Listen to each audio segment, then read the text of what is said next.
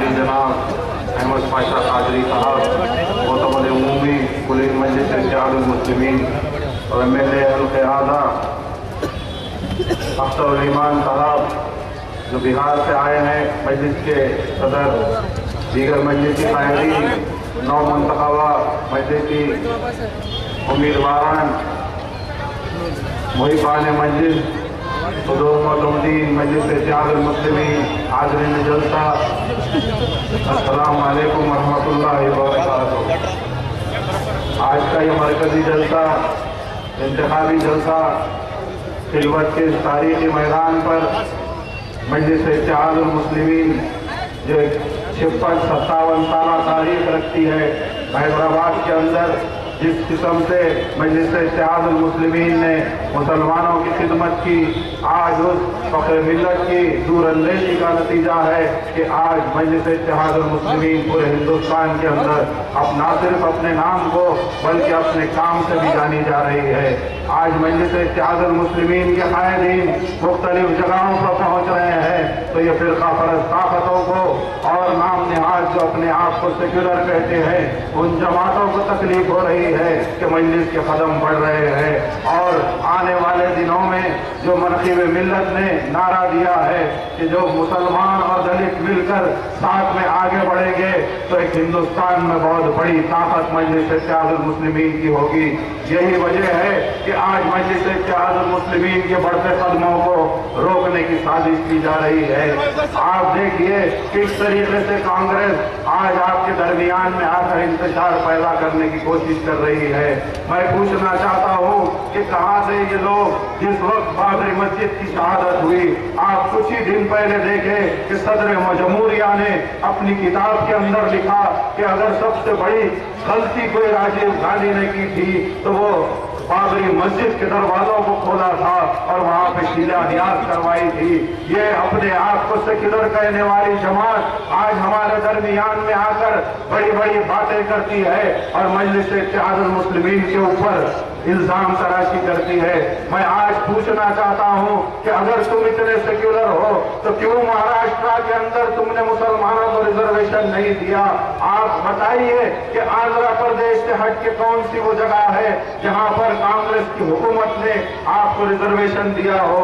यहाँ पर मजलिस इत्तेहादुल मुस्लिमीन की जो ताकत है, उस ताकत की वजह से आपको आज यहाँ पर रिजर्वेशन है।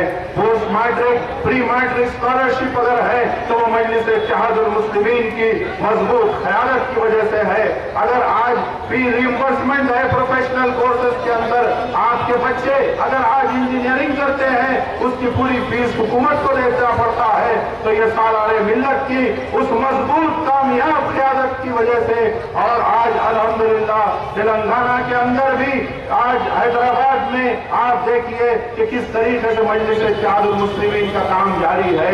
1100 करोड़ का आज बजट है तेलंगाना के अंदर, तो वो सिर्फ और सिर्फ मजलिस इत्तेहादुल मुस्लिमीन की और आपके इत्तेहाद की ताकत है जो आज हैदराबाद में आप इस तरीके से एक शान से रहते हैं। आप दूसरी जगहों पर जाकर देखें कि आज किस किस्म से हालात बन रहे हैं।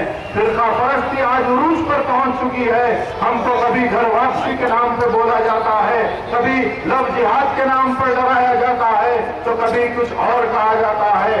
हमको इन तमाम फिरका परस्तों का जमात जबरदस्त मुकाबला करेगी और आपको इस बात का जवाब अपने वोट से देना है। जमहूरियत के अंदर अगर हमारे पास कोई ताकत है तो वो हमारा वोट है। और आज हम देखते हैं कि हम अपना वोट भी इस्तेमाल नहीं कर रहे हैं। आप सोच कर देखिए, मुझे वो दौर याद आता है कि जब सालारे मिल्लत उनके इलेक्शन के अंदर हम देखते थे कि 90% पोलिंग होती थी, 95% पोलिंग होती थी, लेकिन आज हमारा नौजवान पता नहीं किस काम में मशगूल है जो 5 साल में निकल कर एक वोट नहीं डाल रहा है। मैं आप तमाम से कहना चाहता हूँ, आप खुदारा इस बात को समझिए, अगर मजलिस इत्तेहादुल मुस्लिमीन के बढ़ते कदमों को ये लोग रोकना चाहते हैं तो आप सोच कर देखिए कि किस किस्म से इनकी साजिश चल रही है। आज नकीब मिल्लत बैरिस्टर नज़रुद्दीन ओवैसी साहब पार्लियामेंट के अंदर बेबाक क़यादत आपकी आंखों में आंखें डालकर नरेंद्र मोदी के खिलाफ बोलती है तो वहां पर उनका कोई नहीं रोक सकता। आज आप ये कांग्रेस वालों को देखिए, कर्नाटक के इलेक्शन में नक़ीब मिल्लत को बोलने भी नहीं दिया, वहां पर जलसे को कैंसिल कर दिया, वहां पर कैंपेनिंग नहीं करने दिए। आज हमारी बस्तियों में आकर कहते हैं कि हम फिरका परस्त है। आप देखिए इन फिरका परस्तों को, मैं कल ही के एक पेपर में देख रहा था, दिग्विजय सिंह जो कल आकर बड़ी बड़ी बातें कर रहा था, वो योगी आदित्यनाथ के पैर पड़ते हुए फोटो हिंदुस्तान टाइम्स में छपी है।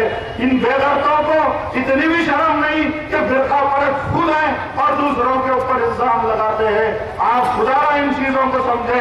और नक़ीब मिल्लत बैरिस्टर असदुद्दीन ओवैसी ने मुसलसल पूरे हिंदुस्तान के मुसलमानों की एक कामयाब नुमाइंदगी, एक कामयाब क़यादत आगे बढ़ रही है, तो आज इनको अच्छा नहीं लगता।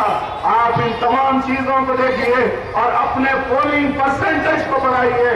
बिलखुसूस मैं नौजवानों से कहूंगा कि आप अपने घर का, आप अपनी जिम्मेदारी लेकर एक एक वोट डलाइए, फिर देखिए हमारा परसेंटेज ऑफ पोलिंग कम से कम 80-85% रहेगा।